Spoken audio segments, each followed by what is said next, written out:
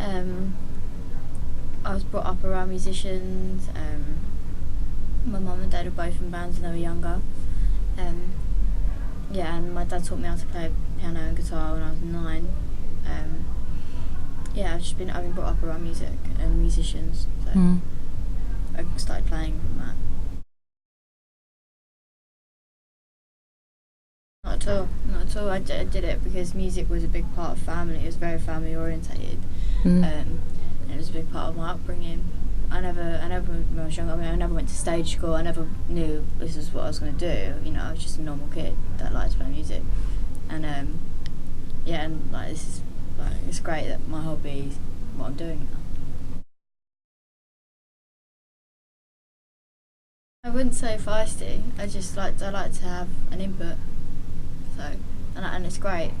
They listen to me, and we all sit down together, and I get the opportunity to be on board with it, which is great, and be involved as much as I can. I was brought up on Nirvana, Rage Against the Machine, the Smiths, the Breeders, Courtney Love. That inspires me, like, as well as the songs, the people, the performance. I love Alison Mosshart. She's one of my main inspirations, especially for live. And Courtney Love as a person, as a character, and Nick Cave and Jeff Buckley inspire me, and it's very nostalgic around my friends. It reminds me a lot, Jeff Buckley especially. So I mean, I wrote these songs when I was younger, but this is, I've had number one for 2 years. I was developed by a pop producer, and live it's very heavy. It's very, what it is. It makes sense live.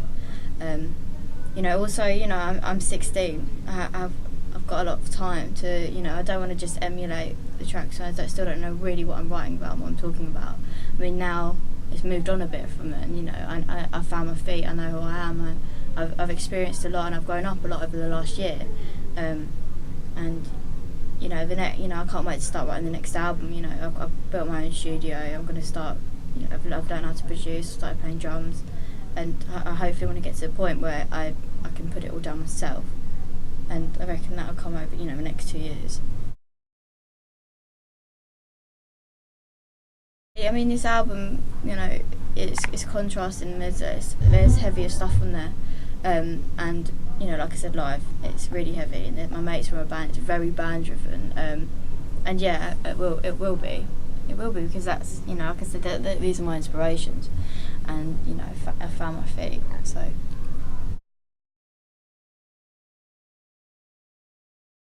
You should expect something a bit different from what you see, from a picture, and from Number One Enemy. It's heavy. It's very energetic, and it really means something. I express a lot on stage.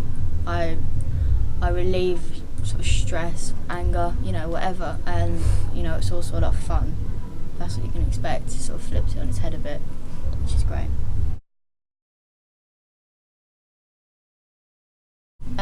Number One Enemy, which is the first single, is out on the 28th of February. I've had the song for like 2 years. I wrote it about my sister, which was light-hearted banter really. Me and my sister are super close as well. She's not offended by it, but yeah, it was something to write about. And I wrote it in her room, literally taking the mick a bit. But yeah, and that's out on the 28th of February. So really exciting. The Chipmunk's on the same label as me, so we bumped into each other a couple of times, and he loved the single, and we hung out for a couple of hours. He came to the studio, he put his rap down, and I thought it really worked, and I respect Chipmunk completely, and we're going on tour together. We did the video together, and it's just introducing different music to different fans and stuff, and which is great, and I think it's a good idea. So. Yeah, I mean, there's loads of people I could list, like a million and one people, all my inspiration I'd like to work with. Yeah. I've been thinking, I'd love to work with Peter Hayes, the lead singer of Black Rebel Motorcycle Club, to do some acoustic stuff. I think his music's really inspiring. It's really dark, and also I would like to, once this album's done, I'd like to travel South America. I find the culture really inspiring. You know, a lot of blues musicians like Robert Johnson, who, you know, I've read his books, like Blind Willie McTell. I mean, they're all sort of South America, and I just think their music justifies where they come from, and I think it's really inspiring. I'd love to have the opportunity to go out there. That's what I'd like to do, sort of inspiring my next album. I don't know. I mean, I don't feel pressure at the moment. I don't feel pressure. I just want to get the ball rolling, really, and I'm hoping that this could raise a profile where I have the opportunity to play some wicked venues amongst some wicked, you know, other musicians, and also I want people to see, you know, the real me, and especially live, and hopefully can bring me into working with, you know, some heavy producers and stuff. I keep talking about my second album purely because I've had these songs for 2 years, even longer than that, and you know, this is so new to everyone else, which is really exciting. It's kind of a weird place where everything that you're doing is so new to other people, that it's so not new to me, but it's great. That's something that I've done when I was younger, has got me here. And you know, it just shows that, like, from doing that, from being young and not doing much, and now everything I've done, I've learned so much, and I'm just excited to see where it will take me for the second album. I've started writing some stuff, but like I said, I'd like to do some stuff before I start writing. I'd like to meet some people. I'd like to travel. I'd like to find a real core of inspiration where I write the album about one subject. This album I've done, my first album, is very much about my life, about sort of growing up, and you know, I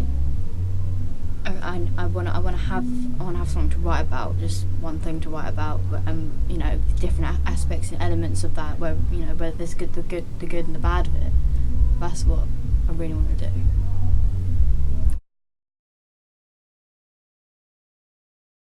Well, basically, you know, the single's out on the 28th. I'm going to be going on tour, which kicks off next Friday with Chipmunk, which is playing some really good venues.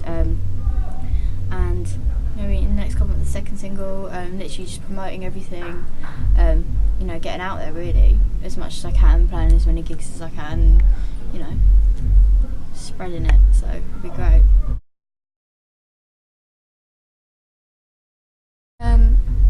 I don't know, because I don't know what to expect. So, you know, I think the fact that people that are in the public eye a certain amount of time, they're always in the papers, and there's always always someone to say. I think that's quite scary. That, you know, a lot of it is probably not true, and you know, people's personal lives are getting spread over for millions of people to see. And I don't understand why people get a kick out of reading people's personal stuff. I mean, but that's what people do, and you know, at the end of the day, it will happen if it works for me.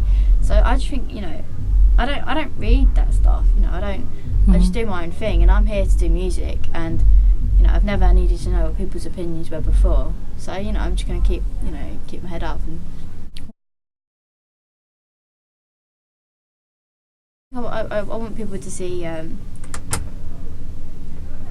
who I really am as a person, what I am really into. I want to get out of the box and get put into something. I think I just want to represent me, who I am, you know, to an extent.